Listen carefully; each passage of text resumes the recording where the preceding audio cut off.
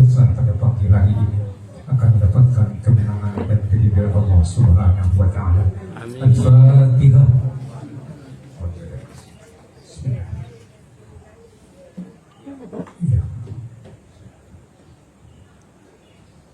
Amin. Bismillahirrahmanirrahim. Alhamdulillahi Rabbil Alamin. Wassalatu wassalamu ala asrafil anbiya'i wal mursalin Sayyidina Muhammadin wa ala alihi wa sahbihi ajma'in. Allahumma salli ala Muhammad wa ala alihi wa sahbihi ajma'in. Alhamdulillahi Rabbil Alamin. Hamdan syakirin, hamdan na'imin, hamdan yuwafi ni'mahu wa yukafi mazidah. Ya Rabbana lakal hamdu kama yanbaghi li jalali wajhika al-karim wa li sultanik.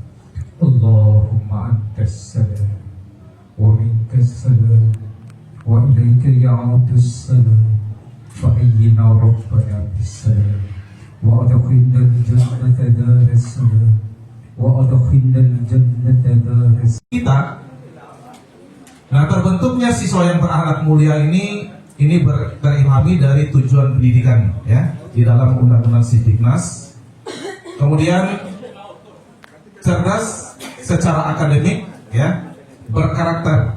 Ini adalah sesuai dengan harapan di 8 profil lulusan ya.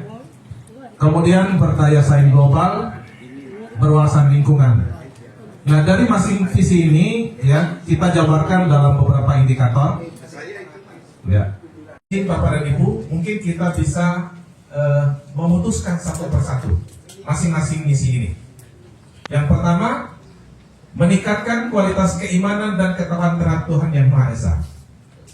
Yang saya tawarkan tadi untuk 2 persoalan ini, mungkin ada yang ingin berpendapat. Ya, yang berkaitan dengan literasi Al-Quran 15 menit dan salat zuhur berjamaah. Mungkin ada yang ingin berkomentar. Aman. Ya, ada tambahan untuk Coba cari taruh. Ini kata depan. Apa yang ditawarkan oleh Bapak Kepala Sekolah tentang jamaah pribadi, karena jamaah sampai siang menjelang zuhur. Ada satu keinginan Mada pribadi yang ingin Mada sampaikan kepada pihak sekolah.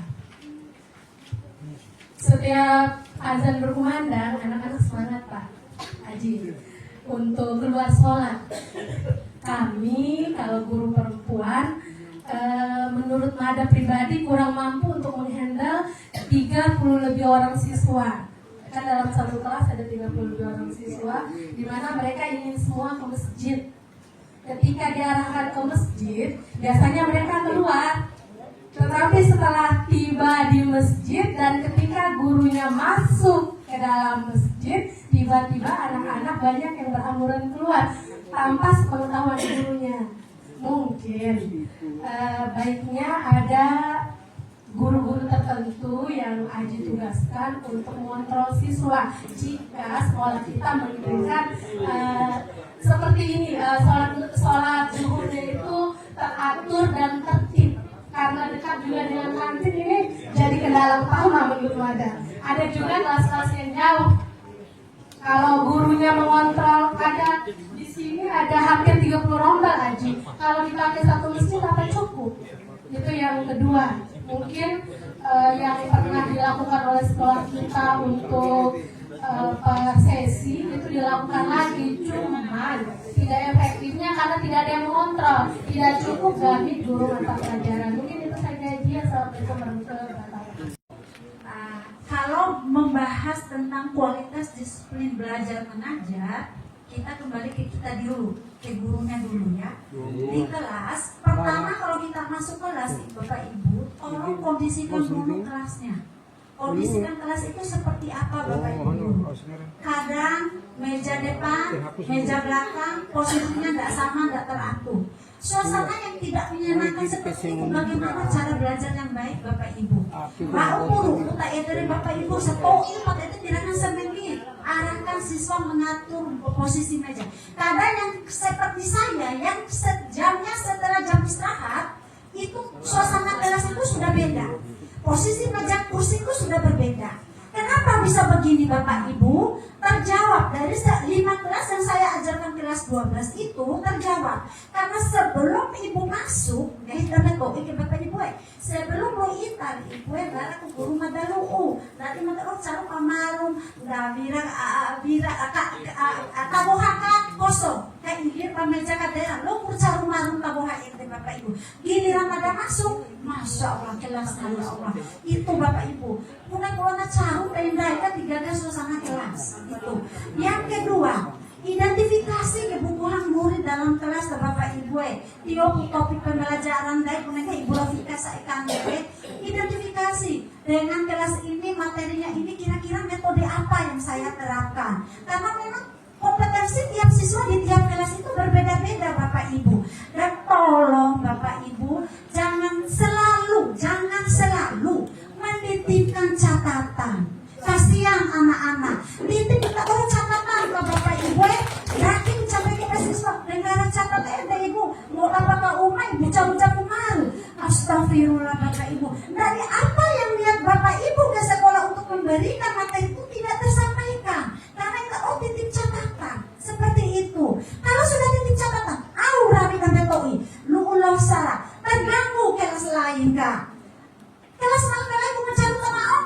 Lulus saking ngobrol, tiara guru, nggak tuh catatan kau ringkas, bosan anak-anak Bapak Ibu. Lalu memang metode pembelajaran bervariasi sekali Bapak Ibu. Pak undahin Pak Ete Bapak Ibu tak kalian buku ada, tak kasih tepu ada, sampai tuh ika. Mata aduk tak cuma malu dengan alasan lantai itu. Udah lantainya lagi, bangunan mangga, nggak aruja. Armada bisa mau lagi Bapak Ibu yang disimak dari mereka. Kenali ke diri kita dulu. Tidak aja bukan cara siswa maka taatkan.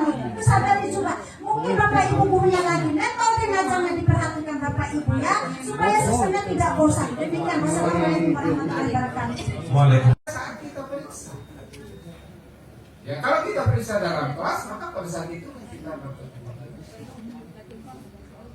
Nah kalau kita memeriksa di luar kelas maka ketika pertemuan berikutnya evaluasi. Ini disebut dengan evaluasi proses. Jadi kalau proses yang ada gerakan dalam kelas, ada yang dilakukan pada saat kita meriksa jawaban anak. Yuk, lanjut ya. Sudah digital. Saya bahas poin terakhir. Saya adalah salah satu generasi peralihan antara generasi offline ke generasi online. Ya, jadi pada awalnya saya berpikir bisa nggak saya? Ya. Ternyata enak juga setelah dijalani. Alhamdulillah bisa diundang ke Surabaya, bisa diundang ke Malang. Oke, kontekstual itu yang sangat penting menurut Mada. Karena anak-anak itu kan kontekstual itu yang sangat-sangat perlu. Misalnya tadi anak-anak itu kan boleh keluar itu. Jadi Mada memberikan tanda kutip tadi tak Bapak. Ya. Next, oke. Yang itu, yang refleksi. Refleksi itu antara satu kelas dengan kelas lainnya berbeda. Iya, ada wajib. Misalnya seperti tadi Pak, kita di sini maaf Bapak Kepala Sekolah, kita di sini kan kekurangan LCD. Kebetulan pikiran Mada, misalnya Mada tanya sama anak-anak refleksinya, siswa mau pakai print out atau pakai LCD sayang? Ibu, kan kita 24 jam lihat HP. Kita maunya yang print saja Ibu. Langsung bisa kan bisa. Bapak Ibu, program perimbasan pembelajaran mendalam dari PGTK Balai Guru Tenaga Kependidikan NTB BIS 3 tahun 2025. Alhamdulillah saya Bu Wiwi Prayuris dipercayakan kemarin oleh Bapak Kepala Sekolah. Dan banyak ilmu yang kami dapatkan pada kegiatan PM kemarin selama 6 hari. Tak maksimal dan Anda merasa diri Anda tidak mampu. Apa yang Anda lakukan? Diam di tempat, tidak mau bergerak. Berarti itu adalah pola pikir tetap. Bagi yang pola pikir bertumbuh, kalau saya gagal, berarti saya harus belajar lalu mencoba lagi. Jadi tidak ada kata menyerah di situ. Maju terus, kalau gagal, maju lagi. Itulah pola pikir bertumbuh. Yang kedua, saya akan menolak saat menerima tugas yang belum pernah saya kerjakan, sebab resiko untuk gagal akan besar. Banyak Bapak dan Ibu guru, di ruang guru ini 90% yang level 2 itu dikasih tugas, jangan saya, Bu Peti aja, Bu Peti yang lebih hebat, enak mata di mau. Itu PPT namanya. Dia menolak semua tugas karena dia takut menghadapi resiko. Padahal kita yang pola pikir bertumbuh, maju aja. Resiko gagal atau berhasil urusan belakangan. Itu kalau pola pikir bertumbuh. Jadi jangan menyerah dulu, dicoba dulu. Nah, kemudian berikut, kesalahan menunjukkan kelemahan saya sehingga saya menghindari demi menjaga nama baik. Ada suatu proyek tiba-tiba gagal, Anda merasa di sini tidak mampu, tiba-tiba Anda diam diri, tidak mau melakukan introspeksi diri. Itu pola pikir tekan.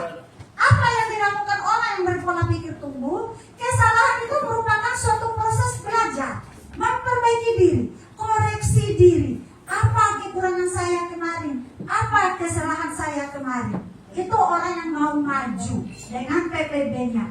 Jadi intinya di sini Bapak Ibu, tolong mulai dari sekarang segala PPT yang ada dalam diri Anda langsung Anda kurangi atau hilangkan. Proses kurangi lagi.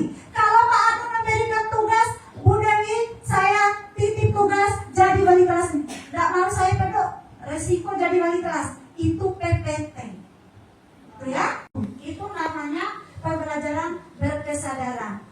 Kemudian bermakna. Dari pola pikir yang berkesadaran tadi dikembangkan. Cari konsep itu. Ada nggak kaitan relevansinya dengan kehidupan nyata? Itu maksudnya bermakna. Dan menggembirakan. Ciptakan suasana kelas yang positif Bapak Ibu, menyenangkan. Jadi jangan sampai ada siswa yang ngantuk dalam kelas kita. Undang strategi supaya siswa itu merasa senang, positif dalam kelas saat proses pembelajaran.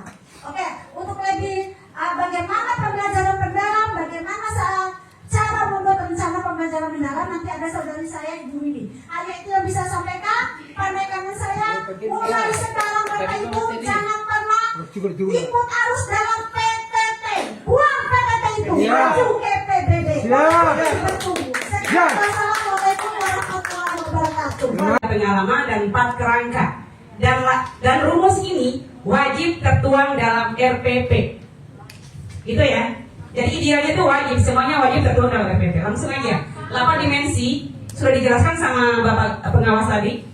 Yang mulai dengan keimanan, kemudian kewargaan, berawat kritis, kreativitas, kolaborasi, kemandirian, kesehatan, dan komunikasi. Sebelumnya, di kurikulum Merdeka, kita mengenal 6 profil pelajar Pancasila. Siapa yang masih ingat? Oke, pertama apa?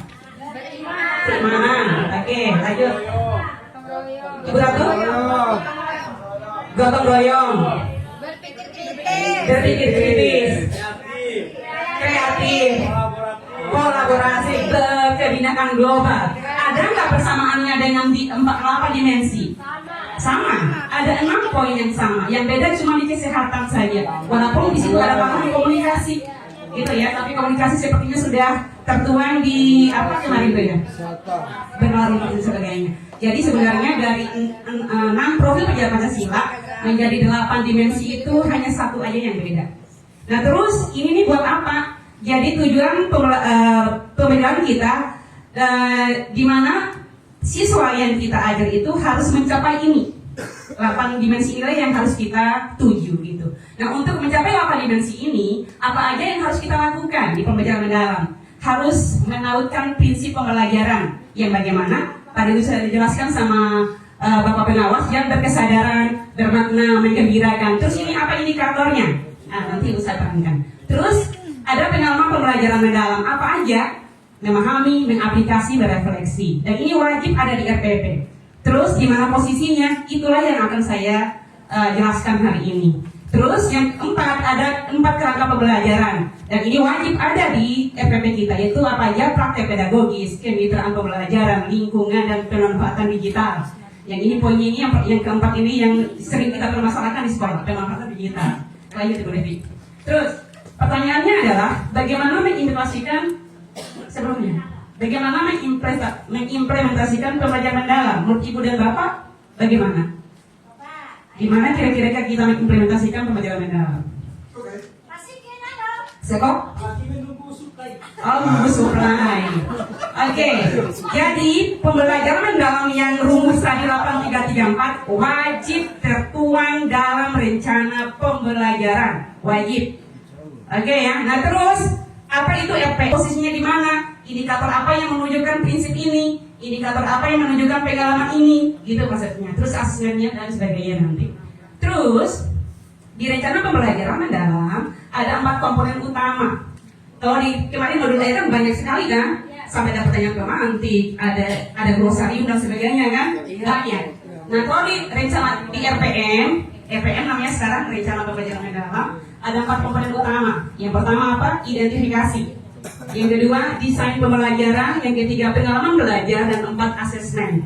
Ini 4 ranah pentingnya. Terus kita satu persatu nih identifikasi, dan ini yang akan kita tuangkan dalam rencana. Nah, Bapak dan Ibu tadi kan sudah menerima itu ya, format ya. Mungkin sambil diperhatikan.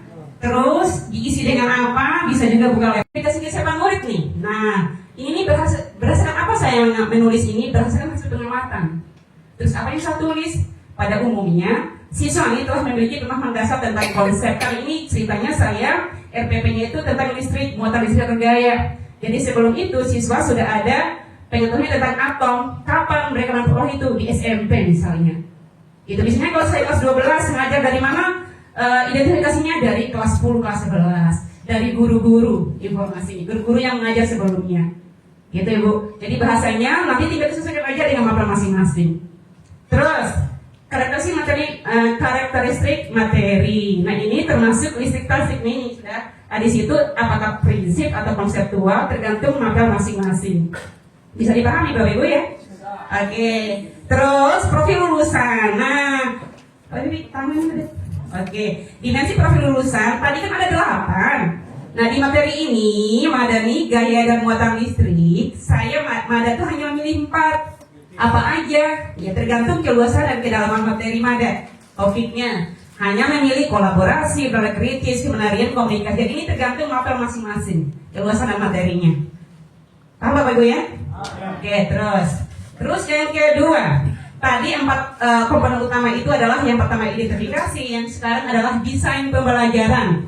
Paket dari Ibu ditaukai pedagogi yang wajib tadi, yang 4, yang paling bawah tadi ada kerangka pembelajaran. Wajib dimasukkan.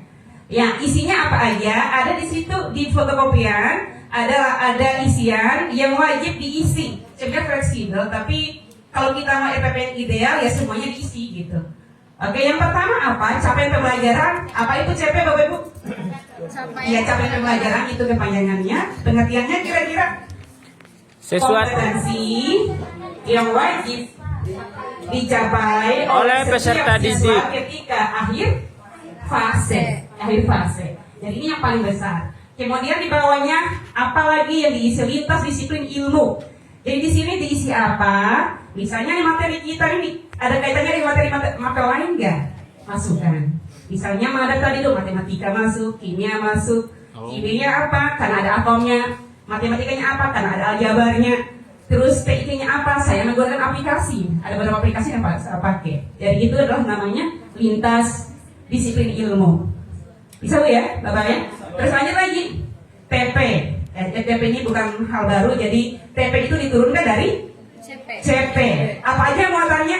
1, kompetensi. Wajib ada kompetensi. Yang kedua, wajib ada ruang lingkup materi. Itu sudah kita hafal.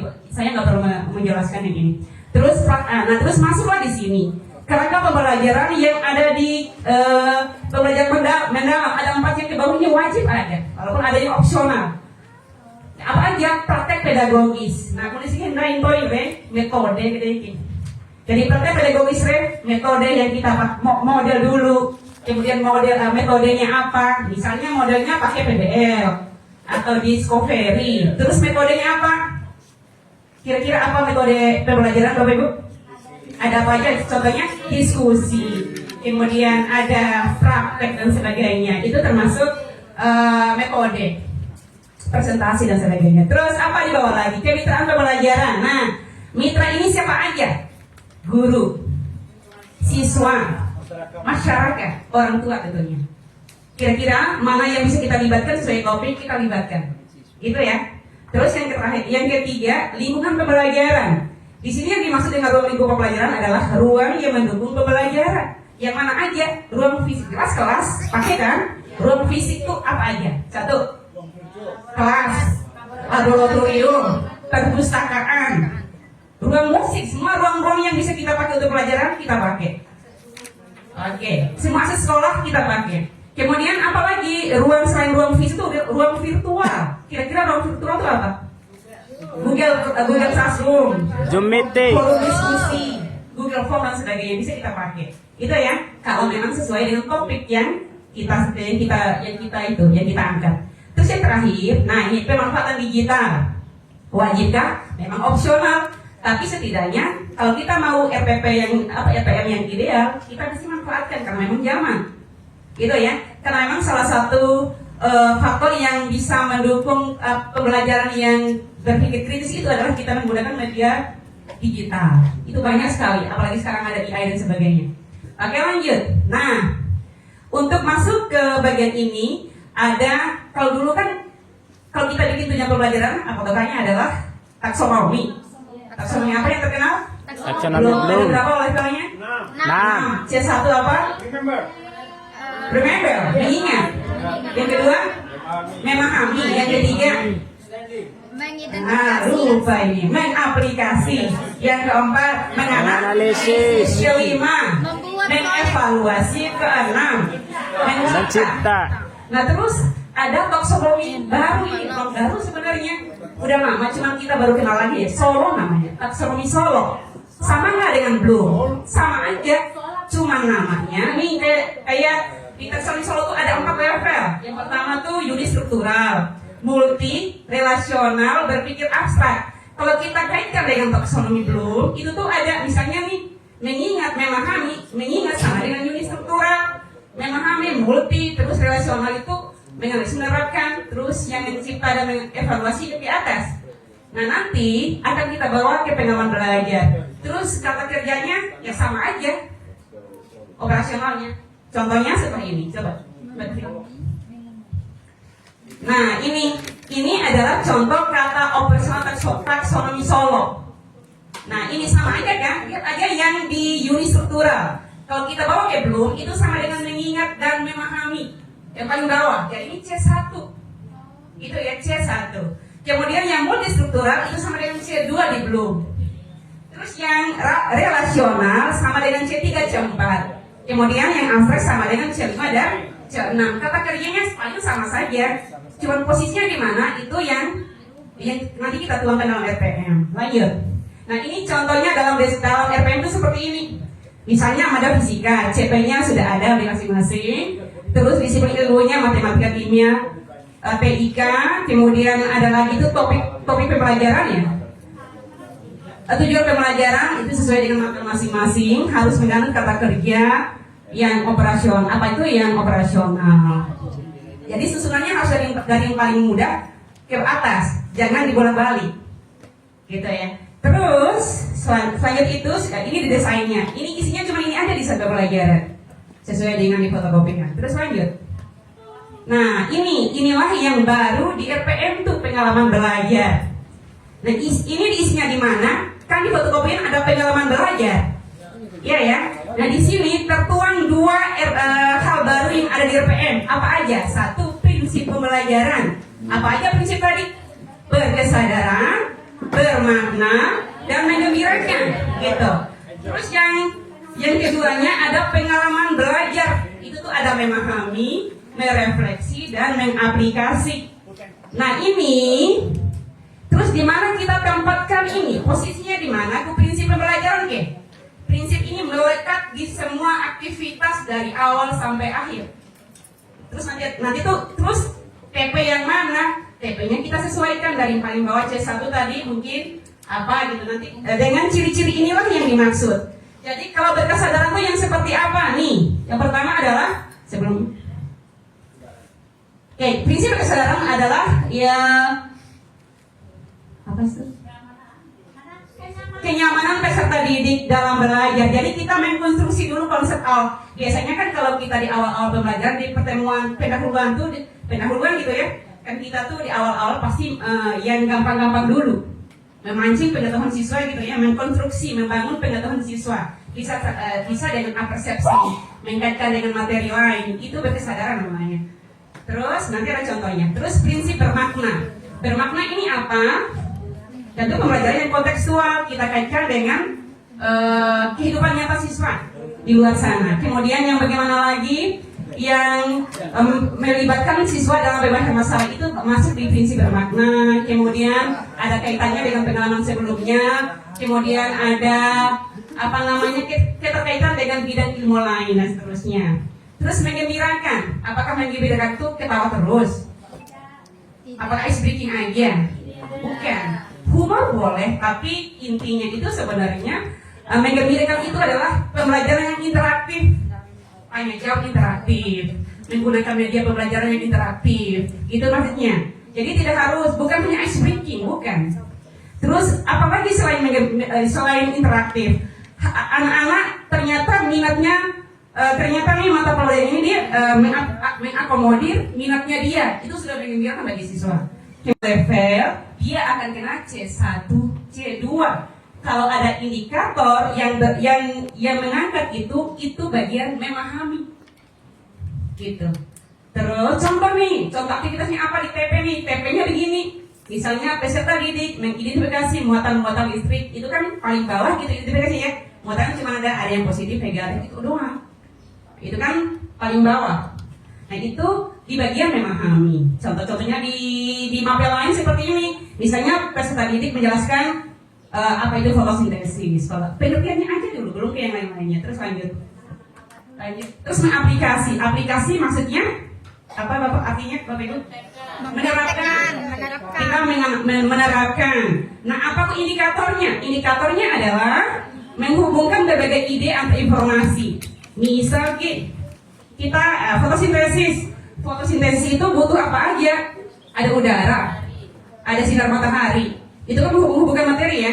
Nah itu sudah masuk level mana? C3, C4. C3, C4 ada di pengalaman yang mana? Mengaplikasi.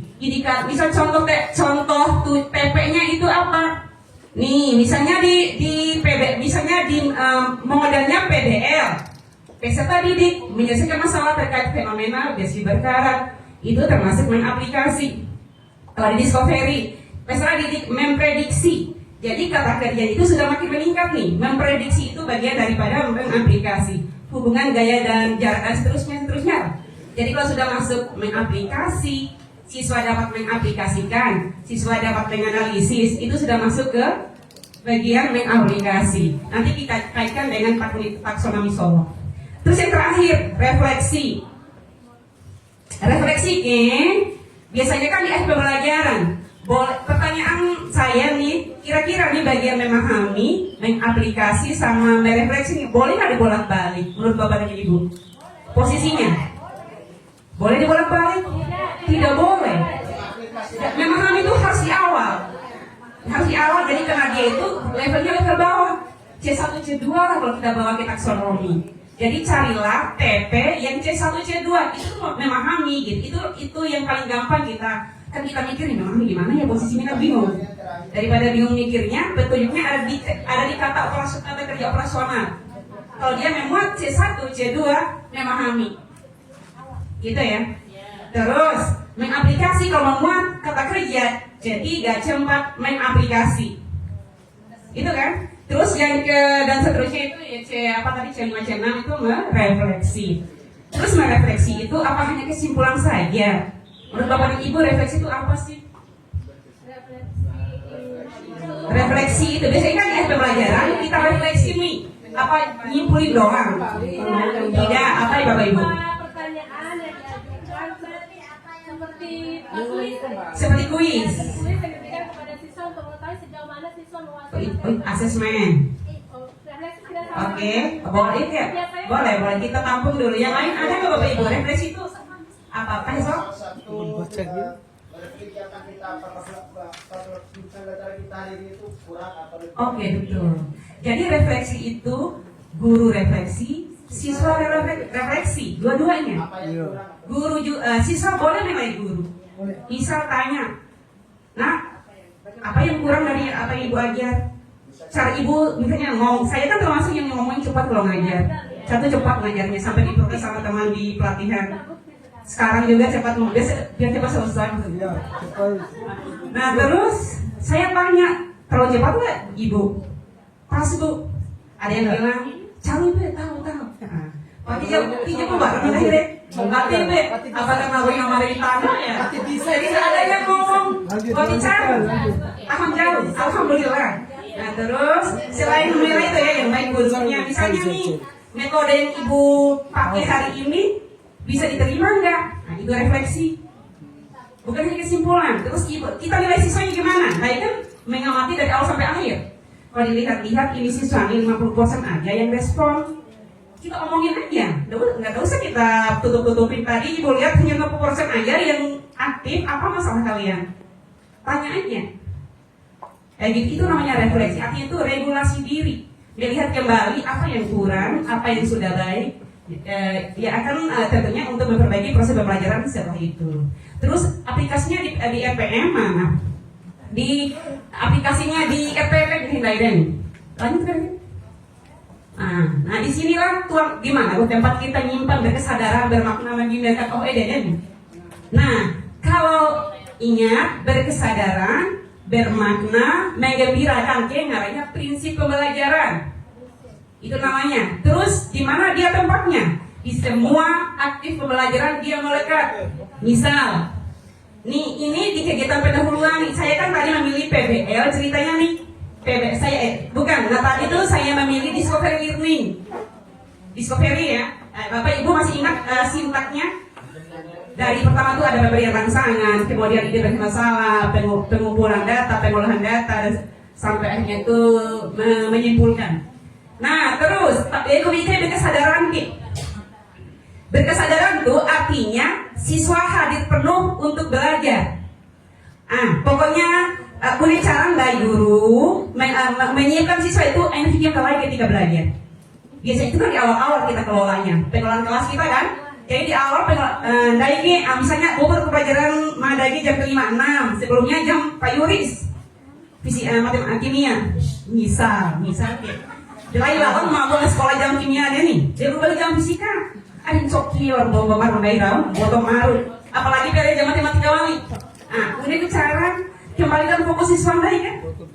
Satu, ice breaking boleh, gitu ya. Tarik nafas gitu ya. Pernah nggak Bapak dan Ibu itu ada pola tarik nafas sebelum belajar? Bisa ke sekolah, pasti kene, punya sosiologi. Sebelum nyaker olahraga nanya tuh iki, aku dong tuh ingatan sebenarnya.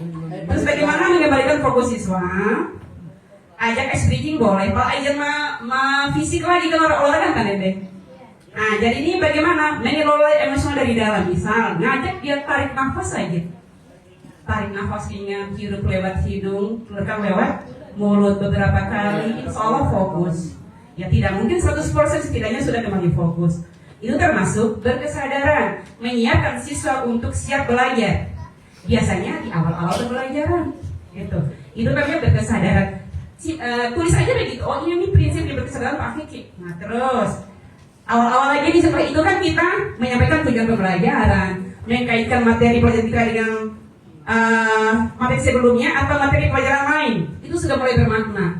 Ada hubungan antara mata pelajaran. Itu tuh kita tulis aja begitu bermakna. Ada soal dou, misalnya main pengawas sih bapak pengawas. Kan ada prinsip pembelajaran dalam RPM. Tapi hingin, tuh dikatakan aja. Gitu. Jadi daripada kita mengira-ngira yang mana ya. Oke, tapi dengan catatan nulisnya itu harus memperhatikan indikator yang tadi. Apa aja bermakna, apa aja berkesadaran. Paham Bapak Ibu? Oke, mungkin kalau opsi kami madari. Terus. Nah, oke, bahasa menggembirakan bahasa lain ice breaking aja. Iya, misalnya di bahasa jadi ice breaking aja. Terus panjang terus, kan ngomong deh. Dari guys hampir setengah pembelajaran tuh ice breaking apa namanya game poin waktu. Memang humor boleh. Nah, tapi menggembirakan tuh bukan itu aja. Nah kalau begitu aja kan pembelajaran kita botol loncau deh lainnya. Terus kan sudah EPM yang kita sudah susun tidak habis. Kebanyakan humor. Gitu ya. Jadi yang namanya pertemuan pembelajaran harus tuntas dari awal sampai akhir. Ibu terus kan orang dari menghendaki. Berarti bumbori lah EPM balikan deh. Berarti kurang sampai asesmen. Kalau ibu tidak hadir. Kan kita tuh merancangnya dengan alokasi waktunya kan. Nah jadi kita bagaimana agar tepat waktu lah semuanya dapat. Nah jadi humor boleh tapi bermaknanya harus lebih banyak. Lanjut. Nah kegiatan inti. Nah kan tadi tuh belum masuk memahami honornya. Pengalaman kan ada 3 tadi tuh, memahami, mengaplikasi dan merefleksi. Oh di kami. Nah ini kegiatan inti. Walaupun fleksibel bisa gimana ya, tapi kalau kami dalami itu posisi memahami itu memang adanya di pengalaman belajar. Memang pengalaman belajar mendalam itu ada 3. 1 memahami, mengaplikasi dan merefleksi. Tentunya kita simpannya di mana? Di pengalaman belajar. Biasa itu adalah inti pembelajaran. Terus memahami nih, terus kok berkesadaran bermakna menggembirakan. Nah tetap melekat prinsip yang tadi. Betul di Hori prinsip tadi itu. Dalam memahami dalam pengalaman ada prinsip. Kan pengalaman ada 3. 1 tadi apa dah? Memahami, mengaplikasi, merefleksi. Prinsip ada 3. 1 berkesadaran. Nah, di PP dalam PP itu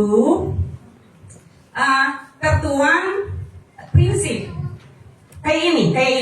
Jika kita inti nih, karena sintaks saya itu adalah discovery, kita mulai dengan stimulus ceritanya nih. Nah, apa yang saya lakukan? Tersedia berbagai sumber belajar. Boleh aja diferensiasi karena memang anak itu kan gaya belajarnya beda-beda. Jadi saya menyediakan sumber belajar banyak versi. Ada buku teks untuk siapa? Untuk yang visual. Terus ada LKPD di umum. Terus ada video YouTube bagi yang audiovisual. Terus ada simulasi interaktif. Nanti itu untuk semua. Untuk yang kinestetik juga. Ini berlaku buat semua. Jadi itu tuh sudah masuk apa di prinsipnya, sudah menggembirakan, ya kan? Karena kita memenuhi kebutuhan belajar anak. Oh ini menggembirakan, gitu buat anak. Jadi itu poinnya. Terus memang dalam memahami ada menggembirakan. Terus nih langkah kedua dari sintak itu kan identifikasi masalah. Terus lagi saya PP-nya begini, murid dibagi dalam kelompok kecil untuk membahas, mendiskusikan. Di situ kan sudah ada ide-ide yang tumbuh kan, diskusi dan sebagainya. Sudah ada tantangan ilmu, sudah ada tanya jawab interaktif antara siswa. Diskusi kan anu dompon kan harus sokin angin. Tanya jawab interaktif, boleh tanya sama siswanya, boleh tanya gurunya. Itu tuh menggembirakan, jadi bukan hanya ice breaking gitu maksudnya. Jadi konsep menggembirakan itu. Terus yang sering kita lakukan formatif, terus sumatif, terus diagnostis. Oke. Yang diagnostis itu yang mana? Di awal pembelajaran. Jenisnya ada 2.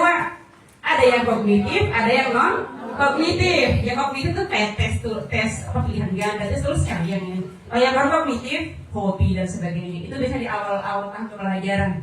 Gunanya buat apa? Mengetahui kebutuhan belajar anak untuk mengidentifikasi dia butuhnya gaya belajar apa, gitu. Terus, kalau diagnosis itu istilahnya adalah asesmen awal pembelajaran. Itu termasuk formatif apa sumatif? Formatif. Formatif itu kalau kita kaitkan dengan pembelajaran kurikulum merdeka masih ingat itu assessment of learning, as learning dan for learning. Assessment for learning artinya penilaian untuk pembelajaran. Siapa yang melakukan? Guru selama mana? Selama proses pembelajaran dari awal sampai akhir. Contoh tagihannya apa? Observasi presentasi, penilaian diskusi. Terus selama proses selain yang for learning ada S learning. Siapa yang melakukan? Siswa. Asesmen S learning artinya penilaian sebagai pembelajar. Siapa yang melakukan? Siswa. Contoh penilaiannya apa? Penilaian diri, penilaian teman sejawat. Itu tuh S learning. Siapa yang melakukan? Siswa.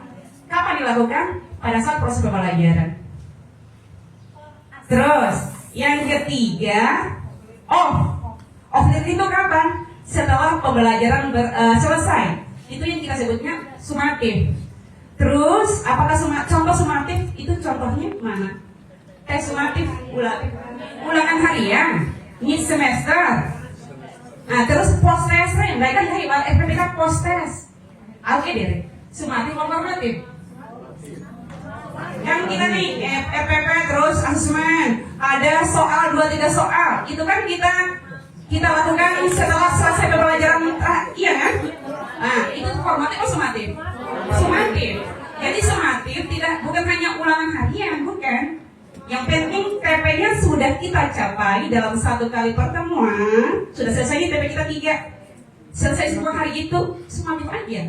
Kan sumatif itu gunanya adalah untuk menilai hasil belajar setelah selesai. Jadi proses itu adalah sumatif karena selesai belajar kita lakukan. Gitu ya. Nah contoh jadi tesnya banyak, pilihan ganda, tes tulis, kemudian ada tagihan dengan produk, proyek dan sebagainya. Itu termasuk sumatif. Nah itu aja sih sebenarnya. Disimpannya di mana? Aslinya apakah harus semua? Tidak. Kalau bisa semuanya silakan. Awal dilakukan, proses dilakukan, akhir dilakukan. Tiga-tiganya boleh banget malah. Tapi tapi harus ada penilaian. Boleh ketika prosesnya, atau ketika awalnya, atau ketika akhirnya. Gitu. Itu aja sih. Bagian inti dari RPM itu hanya ada 4. 1. Identifikasi. 2. Desain pembelajaran. Seperti situ. 3. Pengalaman belajar. Dan 4 adalah asesmen. Itu bukan hal baru, kita semua sudah lakukan sebenarnya. Tinggal di mana posisinya aja di pembelajaran dalamnya. Itu aja. Sekian. Kita kembali ke moderator. Assalamualaikum warahmatullahi wabarakatuh.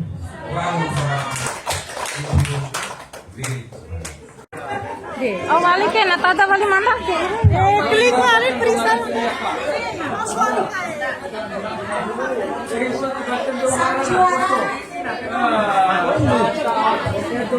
Biasa. Ini masing-masing. Jadi kalau ada masalah, diidentifikasi. Tapi identifikasi itu bersama-sama. Terkadang tugas itu mestinya bisa diberikan satu, misalnya gini, ada tugas seni budaya. Bisa ada mapel seni budaya, kemudian mapel bahasa Inggris di prosedur, itu kan ada itu. Ada mapel prakarya makan minum. Ada itu. Di bahasa Inggris juga begitu, ada prosedur. Sebenarnya kalau ada kita injury kolaboratif, 3 guru mapel itu hanya 1 kali saja tugasnya. Jangan hari ini kudek, besoknya sop ayam. Kasihan. Gasnya habis. Kasihan anak ya. Padahal kalau kita berkolaborasi itu bisa di 30 tugasnya. Anda bisa bayangkan ya, ini belum setengah 3, sudah pada mau pulang. Iya. Anak itu dari jam 7 kita tahan. Ini aja sudah. Ya. Pengalaman Anda. Beda usia. Beda Pak, beda. Kemudian guru Beda guru tua, guru muda Pak. itu kan Baru berdua ini. yang kedua, Tua ini aja ketua. beban kita ini satu materi. Berdua Beban timbangan. anak 14. Masih bocil, masih bocil, masih bocil. Banyak. Empat mata satu hari. Kayak ibu Ratu terlambat berapa menit? Dia keluarin. Saya ini tidak tahan rokok. Berarti anak itu tidak suka kimia. Iya. Cici. Tidak boleh marah juga. Iya. Dia tidak suka. Tidak suka agama. Jadi begitu. Masalah Makanya anak dikeluarkan dulu saja semua. tidak menjadi masalah pribadi, harus menjadi masalah bagi semua. Itu yang Allah ya Rabbi. kalau kolaborasi. Teknisnya tadi identifikasi dulu, kemudian kita mendesain solusinya, kita rancang programnya. Tentu saja ya, yang pertama itu kemudian baru dilaksanakan. Jadi jangan dirancang saja. Besok rancang, besok lagi rancang, besok rancang. Oh, mungkin. Sampai sebentar, kasih rancang aja. Karena kebiasaan kita, nah rancang. Padahal pertanyaannya Ibu kan saya sering juga ikut rapat. Pertanyaan ini sudah ditanyakan di rapat yang dulu. Persis. Dari modal. Persis itu kan. Perlu dibikin. Bertanya lagi. Perlu dibikin video. PTT nggak tidak pernah diaplikasikan. PTT namanya itu. Hanya ditanyakan. PTT itu namanya. Jangan yang itu. Maksudnya, nah ini setelah ini kan kalau tidak dikerjakan, tidak diaplikasikan, diimplementasikan, ya nggak bisa evaluasi. Terus. Iya. Kalau hanya rancang-rancangan. Intinya tadi di inquiry program itu ya tadi ada masalah ngomong di konver. Saya masuk, saya lewat, mereka lagi ghost. Di konver itu ghost. Kan masalah.